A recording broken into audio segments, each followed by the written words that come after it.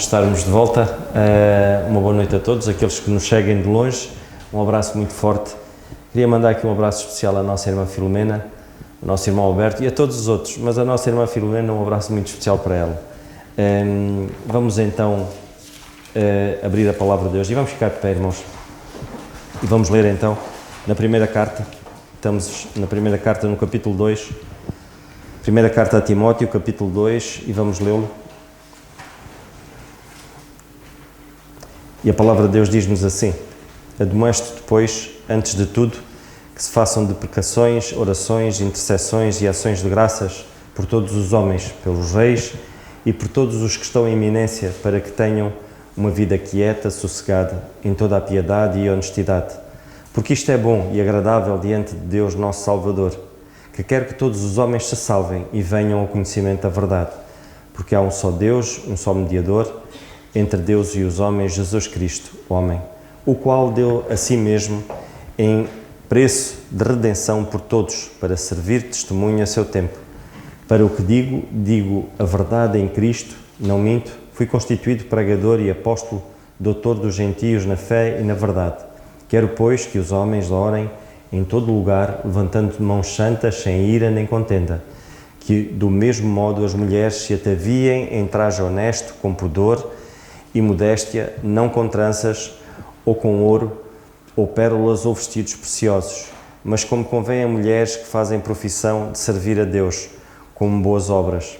A mulher aprende em silêncio com toda a sujeição. Não permite, porém, que a mulher ensine, nem que use de autoridade sobre o marido, mas que esteja em silêncio, porque primeiro foi formado Adão, depois Eva. Adão não foi enganado, mas a mulher, sendo enganada, caiu em transgressão. Salvar-se-á, porém, dando à luz filhos, se permanecer com modéstia na fé, no amor e na santificação. E foi a leitura da palavra de Deus. Podemos sentar. Vamos então agora ouvir o nosso irmão Alberto. Um abraço muito forte para ele. Vamos ouvi-lo e depois, se algum irmão quiser partilhar um pensamento a ver com os estudos, esteja à vontade. Vamos então ouvir o nosso irmão Alberto. Graças a Deus por sua palavra. Louvo ao Senhor por esse momento importante de oração, comunhão, intercessão e estudo das Escrituras. Primeira Epístola de Paulo a Timóteo, capítulo 2, no verso 8. Quero, pois, que os homens orem em todo lugar, levantando mãos santas, sem ira e nem contenda. Quando você ora, a sua oração, ela tem uma resposta? Tudo que você leva ao trono da graça de Deus, você obtém a resposta de Deus. Não seja a sua resposta, mas a resposta de Deus. Como fazer com que uma oração seja eficaz? Este é o ponto. O verso 8 dá um indicativo. Sem ira nem contenda. Bom, mas o que vem a ser sem ira e nem contenda? Veja que é fácil a gente se desentender com alguma pessoa, não compreender, não se entender com alguma situação, circunstância, algumas pessoas, e este convívio muitas vezes não é nada fácil. E quando o nosso coração está carregado de críticas, mágoas, ressentimentos, raiva e tantas outras coisas ruins, a nossa oração não vai ser ouvida. E mais ainda, quando nós estamos neste desentender, nos afastamos das pessoas e até de Deus vamos nos afastando. Perceba você. Agora, pode haver desentendimentos, pode haver discordâncias em algumas situações, mas nunca devemos faltar com respeito, nunca devemos ignorar, ser indiferentes com as pessoas, mas sempre mostrando graça, compreensão, amor. E isso só vamos conseguir através das Escrituras, que é a verdadeira sabedoria de Deus para nos ensinar a verdadeira atitude para com os outros, para com os irmãos. Filipenses no capítulo 2, no verso 14, fazei tudo sem murmurações e nem contendas. É um grande princípio que devemos seguir e persistir nisto. Mateus no capítulo 12, no verso 34, nós encontramos o que há de abundância no coração. Isso fala a boca. Exatamente. A boca fala o que está cheio o coração. Se o seu coração está amargurado, decepcionado, desiludido, com raiva, com ressentimentos, amarguras, a sua boca vai falar. Não devemos orar com ira, e é exatamente este é o ponto. Não podemos ser vingativos, maliciosos na oração. Não podemos ser agressivos com as palavras diante de Deus, para machucar e atingir ao irmão, ao próximo. Veja que a palavra de Deus nos alerta, nos ensina a não sermos vingativos, muito menos maliciosos. Mas você pode pensar, mas o livro de Salmos, muitas vezes Davi orava para que Deus acabasse com seus inimigos, para que Deus frustrasse os seus planos e tantas outras. O Salmo 137 mostra que feliz é aquele que pegar em teus filhos e der com eles nas pedras. Quanta violência nos Salmos. Só que nós não estamos na época da lei. E muito menos estamos num país que seja a nação escolhida de Deus. Nós estamos na época da graça. E viver na época da graça, nós temos que ser pacificadores. Nós temos que ser amáveis e não agitadores. Muito menos agressivos. Nós temos que entender o que Deus está querendo mostrar em situações que nos vemos em adversidades. Ter maus sentimentos em situações onde que alguém ora contra, onde alguém ora para que a outra pessoa não tenha sucesso. Bom, isso não é do espírito da graça, do Evangelho. Algo está errado no teu coração e precisamos nos atentar a isto. Há uma frase que eu tenho praticado, eu tenho procurado cada vez mais entender e aplicar na minha vida, que o relacionamento das pessoas com Deus é evidenciado por suas atitudes para com as outras pessoas. Exatamente. O relacionamento que você tem com Deus, ele é evidenciado por suas atitudes, comportamentos com as outras pessoas, aqueles que estão ao seu redor, ao próximo, ao irmão. Primeira carta de João, no capítulo 4, versos 7, 8 e o verso 20, destaca isto.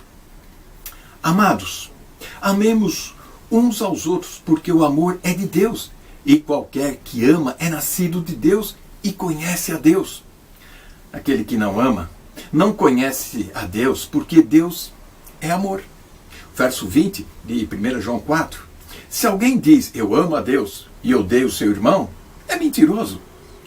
Pois quem não ama a seu irmão ao qual viu, como pode amar a Deus a quem não viu? Os homens devem orar sem contenda. Contenda aqui começa com a sua imposição. Contender com Deus. Eu preciso, eu quero, eu determino. Está errado. Não é assim que se chega ao trono da graça de Deus.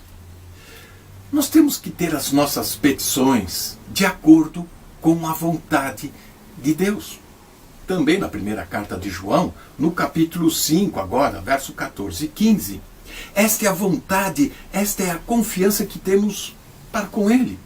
Que se pedimos alguma coisa segundo a sua vontade, Ele nos ouve. E se sabemos que Ele nos ouve, em tudo que pedimos, sabemos que alcançaremos as petições que lhe fazemos. Eu sei que muitas pessoas, muitos homens, deixam de orar, deixam de praticar o seu sacerdócio, porque não sentem que a sua função é compatível com a sua condição, que está mal, que não está de acordo com a vontade de Deus. Bom, a solução não é deixar de orar, não é deixar de ser o sacerdote na sua casa, na igreja, onde você estiver.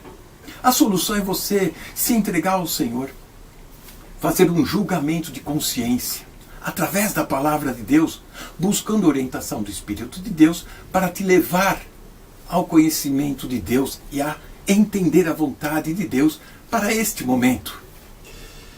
Se depararmos e pararmos mais um pouco e nos prepararmos para orar, sem se precipitar com as palavras, parar, meditar no exercício que você vai realizar. Eu vou entrar em comunhão com Deus, entender que é um momento sublime, precioso demais, um momento muito especial. Se prepare para orar, entrar na presença de Deus, tendo a palavra, a Bíblia, te orientando como se achegar ao trono da graça. Ter o Espírito Santo de Deus te direcionando, acalmando a sua ansiedade, a sua vida, deixando que a carne fique de lado, mas que o Espírito te dirija. Assim, nós vamos cada vez mais ter a nossa oração eficaz, respondida. É assim que Deus espera e trabalha na nossa vida. A oração não é para você argumentar com Deus os seus desejos, mas para que a vontade de Deus seja feita na sua vida. Que Deus nos abençoe. Amém. Ora, irmãos, ainda aqui no versículo 8, eu gostava de deixar basicamente 3 pensamentos para nós refletirmos.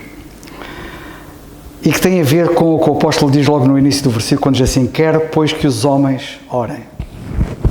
Na semana passada, nós já ouvimos alguma coisa sobre isto.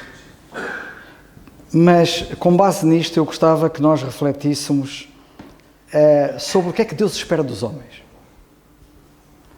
Esta é uma boa pergunta que todos nós, como homens em particular, devemos fazer. O que é que Deus espera de homens?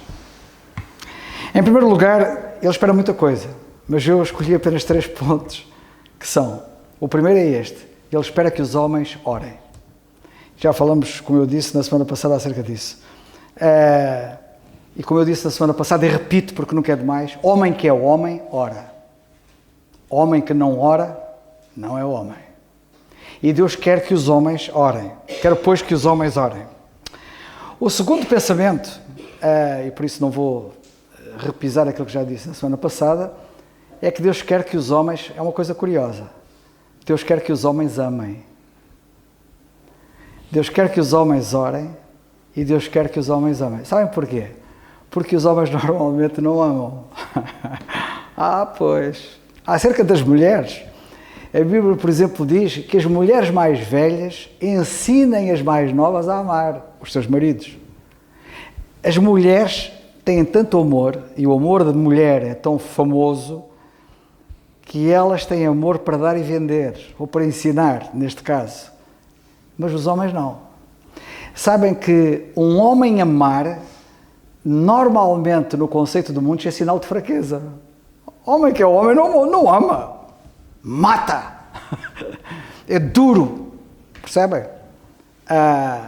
E o amor é uma linguagem muito estranha para os homens. E eu gostava de dizer o que diz Paulo na carta aos Coríntios, na primeira carta, quando ele escreve no capítulo 16, ele diz assim no versículo 13: vigiai,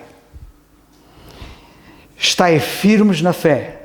E depois diz assim: portai-vos varonilmente, ou seja, portai-vos como homens. Estão a ver aqui? Portai-vos como homens e fortalecei-vos. Todas as vossas coisas sejam feitas com amor. Já viram como é que uma pessoa se porta varonilmente? É fazer todas as coisas com amor. Isto só por si levaria aqui a pensar muito sobre o assunto. Mas há muita gente que pensa que há fraqueza no amor. E eu quero vos dizer que no amor não há fraqueza, pelo contrário. Ao contrário do que muitos pintam para aí, no amor não há fraqueza, pelo contrário. No amor há toda a fortaleza. E eu gostava que vocês pensassem um pouco sobre este aspecto de olharem para o amor como fraqueza. Sabem que o amor é apresentado como uma grande vulnerabilidade e é apresentado também como um risco de ser ferido. Porque uma pessoa que ama corre o risco de ser ferida. Acontece com pais em relação aos filhos, eles amam os filhos e depois são feridos. Acontece com Deus, que ama os pecadores, como vocês sabem, e sabem o quão ferido Ele foi com esse amor, e tem sido ferido, e por aí fora. Sabem que amar significa abrir o coração. Amar significa abrir o coração a outra pessoa. E sabem o que é que isso envolve? É expor as nossas fraquezas. Quando nós abrimos o coração, porque é assim que se ama, expomos as nossas fraquezas. Mostramos quem nós somos de facto, sem máscara. Amar significa confiar. Depositar a nossa felicidade e o nosso bem-estar nas mãos de outra pessoa. E por isso é que muitos consideram isto uma fraqueza. Significa aceitar o risco de perda, porque quem ama corre o risco de perda. E por isso é que muitos olham para isto como uma fraqueza.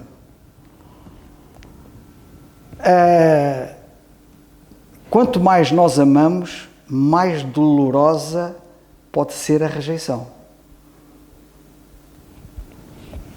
Um abandono. A morte doente em quem nós amamos. Sob esta lógica, que é uma lógica humana muito corrente, é mais forte, ou se quiserem dizer de outra maneira, é mais seguro para muitos não amar, porque amar tem estes riscos. Não amar, estamos protegidos de sofrer. É aquela mentalidade de é melhor não amar do que perder. E isto leva-nos a pensar seriamente no assunto. Mas isto é o conceito humano, não é o conceito divino. Depois, quando se ama, há a perda de autonomia, há a perda do controle. Por isso é que o homem quer ser controlador e não quer perder a autonomia. Ele quer estar no comando. E o amor genuíno muitas vezes exige, sabem o quê? Em primeiro lugar, abrir mão do egoísmo. Quando se ama, deixa-se de pensar em nós. Pensa-se mais no outro ou nos outros. Coloca-se as necessidades e os desejos do outro acima de nós. Quando se ama, faz-se compromissos. Cede-se em certas coisas. E há muitos que não querem ceder. E cede-se para o bem da relação. E nós agora podemos falar nisto noutros âmbitos. Porque o amor é isto, é ceder. Numa relação de amor, há cedência. Tem que haver cedência. Significa perdermos um pouco de nós próprios.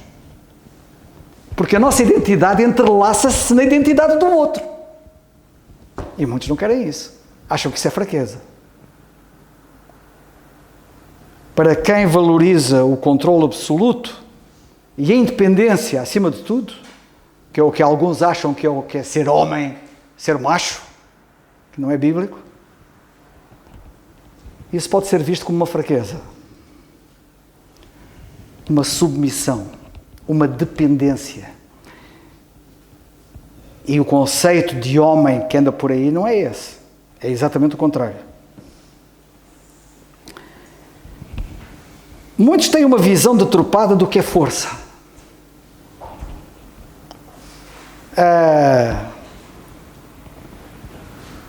Sabem que em muitos lados, e em muitas culturas, e nas culturas em geral, em todo o mundo, existe uma falsa ideia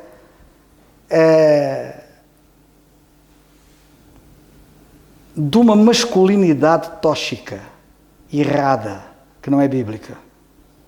E promovem uma ideia de masculinidade, de ser homem,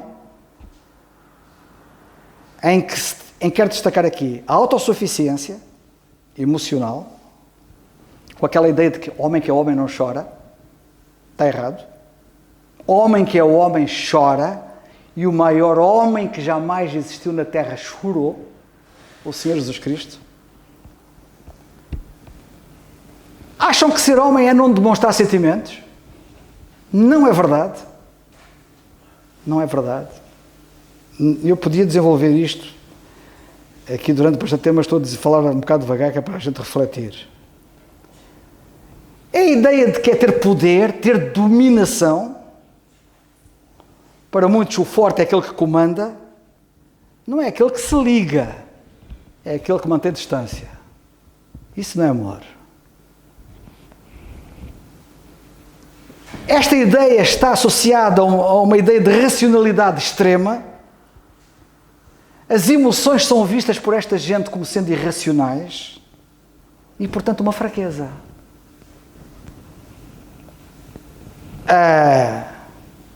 É por isso que neste contexto o amor, por exemplo, e até o amor romântico, é visto como uma força irracional que tira poder e que nos deixa expostos. Mas quero-vos dizer uma coisa sobre esta questão do amor. Deus é amor. O Todo-Poderoso. Portanto, só isto rebate toda esta ideia errada que as pessoas têm do que é ser homem. Se nós quisermos ser verdadeiramente poderosos, sejamos homens que amam. Que amam. Portai-vos varonilmente, como diz Paulo aos Coríntios. Por último, terceiro lugar, Deus quer que os homens orem, Deus quer que os homens amem, que é um conceito muito estranho para muita gente, e em terceiro e último lugar, Deus quer que os homens sejam íntegros. Sabem que em Provérbios, no capítulo 20, em Provérbios, no capítulo 20, eu tenho aqui o versículo citado, mas quero mostrar-vos o contexto. Em Provérbios, no capítulo 20, nós lemos assim no versículo 7. O justo anda na sua sinceridade. Sabem que há outra versão que diz: o justo anda na sua integridade. Ser íntegro. Porque ser íntegro é ser sincero. É não ser falso. É não ter uma cara agora e ter uma cara depois, diferente. O justo anda na sua integridade ou sinceridade. Bem-aventurados serão os seus filhos depois dele. A integridade depois reflete-se na prole, na descendência. Mas eu vim aqui para ver o versículo 6 para vocês verem o contexto. O versículo 6, que é o versículo antes deste, assim: cada qual entre os homens apregou a sua bondade, mas o homem fiel é este homem do versículo 7. É este homem, é íntegro. E era isto que eu queria chamar a vossa atenção. Sabem que a palavra integridade vem da palavra latina integer. Eu nem sei como é que se diz isto em latim, mas é integer, com G, integer, ou integer, não tem ali nenhum U pelo meio, que significa inteiro. Íntegro quer dizer inteiro. Significa completo, sem divisão. Portanto, ser íntegro é ser inteiro, é ser verdadeiro, sem fingimento, sem duplicidade, sem ser duas caras. A pessoa íntegra é a pessoa que é a mesma por dentro e por fora. É sempre a mesma. Integridade é fazer o que está certo,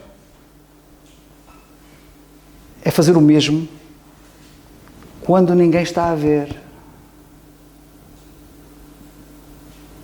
Porque às vezes fazemos uma coisa quando os outros estão a ver, e quando ninguém está a ver, fazemos outra coisa.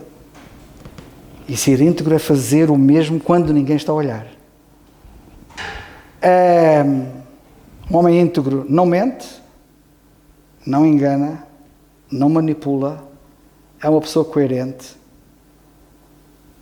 O que diz combina e conjuga-se com o que faz, a harmonia.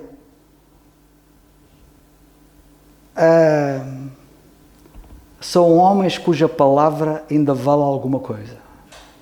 Porque há alguns cuja palavra não vale nada. O salmista diz no Salmo 51, versículo 6, tu desejas a verdade no íntimo. Deus quer ver a verdade no íntimo. A integridade não é mera aparência. Não olha apenas para o comportamento exterior. É ter o coração alinhado com a verdade. É cumprir o que se promete. O que jura com dano próprio e não muda, como lemos no Salmo 15, versículo 4, é aquele que jura com dano próprio e não muda,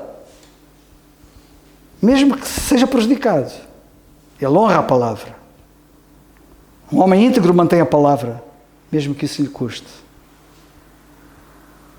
É uma pessoa digna de confiança.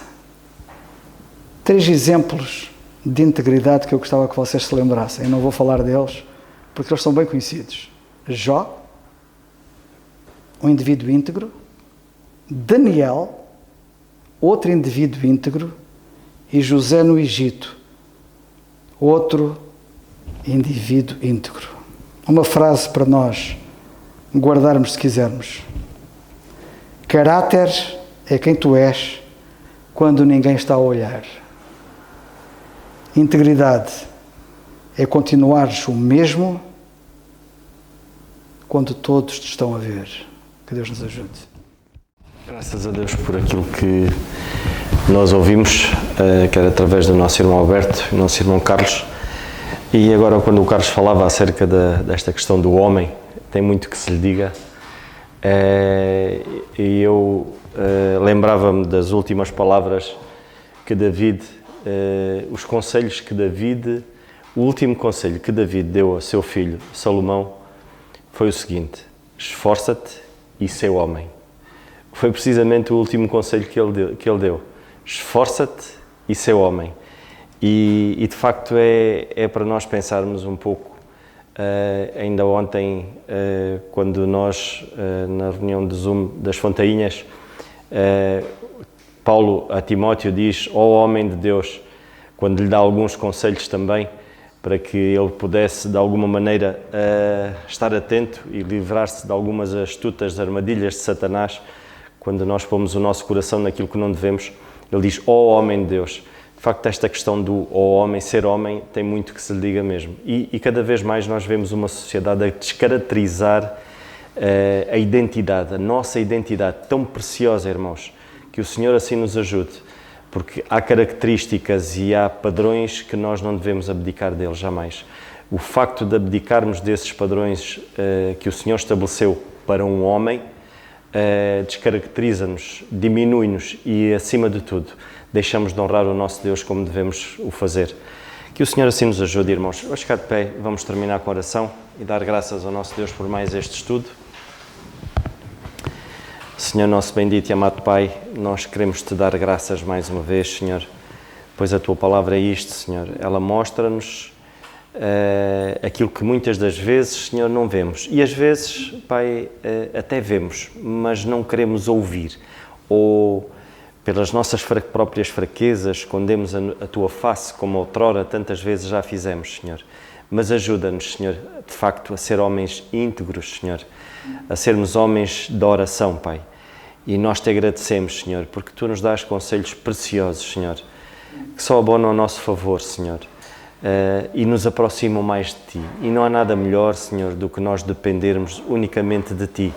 Mas precisamos de entrar à Tua presença, Senhor, não como nós queremos, mas como Tu assim desejas, Senhor. E ajuda-nos a fazer a Tua vontade, Pai. Obrigado mais uma vez pela Tua palavra, Senhor, pelo momento precioso que passamos em oração. Te agradecendo também por cada filho Teu aqui presente, Senhor, e que Tu nos possas conduzir, Senhor. Guia-nos no resto da semana, Senhor, nas lutas, Senhor, nas batalhas, Senhor. Mas uma coisa temos a certeza absoluta, Senhor, que Tu estás connosco.